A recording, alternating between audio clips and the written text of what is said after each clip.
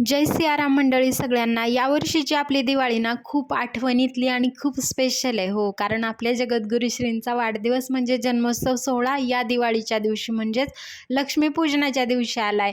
म्हणून आपल्यासाठी हा ना खूप मोठा म्हणजे ही खूप छान संधी आहे, जी आपल्याला दिवाळी ना आपल्या जगद्गुरू श्रींसोबत साजरी करण्यासाठी मिळते. आणि जगद्गुरूश्री आपल्याला म्हणालेत ना, दिवाळी पहाट आपल्याला साजरी करायची आहे. खूप सुंदर अशा प्रकारे वारीचं नियोजन आहे. तर आपल्याने सगळ्यांनी एन्जॉय करूयात आणि याचे काही क्षण ना मी तुम्हाला माझ्या व्हिडिओमधून दाखवण्याचा नक्की प्रयत्न करते.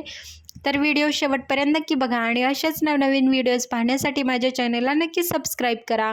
तर बघा, आपल्या एक एक पिठाच्या ना वसुंधरा पायी दिंडी ज्या होत्या ना, एक एक पिठावरून सगळ्या येत होत्या आणि त्याचं स्वागत करण्यासाठी थोडा वेळ म्हटलं आम्हाला पण आरामाची थोडी गरज होती, म्हणून गणपती मंदिरच्या शेजारीच आम्ही बसलो होतो.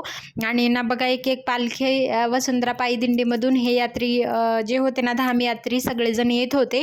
आणि खूप सुंदर, म्हणजे त्यांचं तर किती भाग्य ना, की त्यांना जगद्गुरू श्रींच्या जन्मोत्सवानिमित्त जे पादुका पिठावरून येणार आहेत त्यांच्यासोबत येण्याचं भाग्य मिळालं. आणि खरंच त्यांना पाहण्यासाठी आम्ही इथे बसलो होतो. खूप सुंदर वाटत होतं तो आणि क्षण, खूप आनंदाचा आणि असं प्रसन्न वातावरण वाटते. आणि आपल्याला नाणेच धामला आलं तर मग आपली आई भेटते, त्यामुळे असं असतं की आपल्याला इथे आल्यानंतर आपल्याला काहीच कशाचीच म्हणजे घरची किंवा कुठलीच लक्ष येत नाही कुठलंच.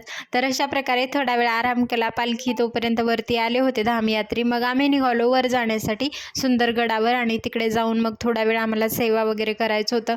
मी आणि माझ्यासोबत ज्या ताई आहेत आम्ही संग्राम सेनेमध्ये सेवा करतो. आणि वरती जायला इथे बघा, आपलं पाठीमागच्या साईडचं हे संतपीठ आहे. आणि मग वरती जाण्यासाठी आम्ही निघालो. किती सुंदर असं प्रसन्न वातावरण वाटते ना. आणि खरंच मला खूप असा आनंद होतोय, कारण आपली दिवाळी आपल्या म्हणजे जगद्गुरू श्रींसोबत साजरी करायला मिळते, याच्यापेक्षा आपलं भाग्य काय अजून. आणि ज्यांना यायला जमलं नाही ना, त्यांनी माझा हा व्हिडिओ नक्कीच बघा, त्यांना थोडासा आनंद मिळू शकतो. आणि मग बघा, इथे सगळे अजून येण्याची म्हणजे भाविक भक्तगण येण्याची लगबग सुरू आहे, कारण अजून एक दिवस आहे शिल्लक. त्यामुळे उद्यापर्यंत सगळेजण भाविक भक्तगण येतील.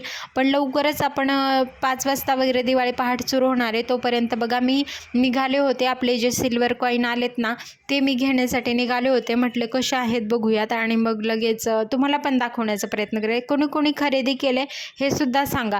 तर उद्या आहे लक्ष्मीपूजन आणि लक्ष्मीपूजनासाठी आपल्याला ना जगद्गुरू श्रींचे सिल्वर कॉईन असे आलेले आहेत. तर कशा प्रकारे आहेत ते मी तुम्हाला दाखवते.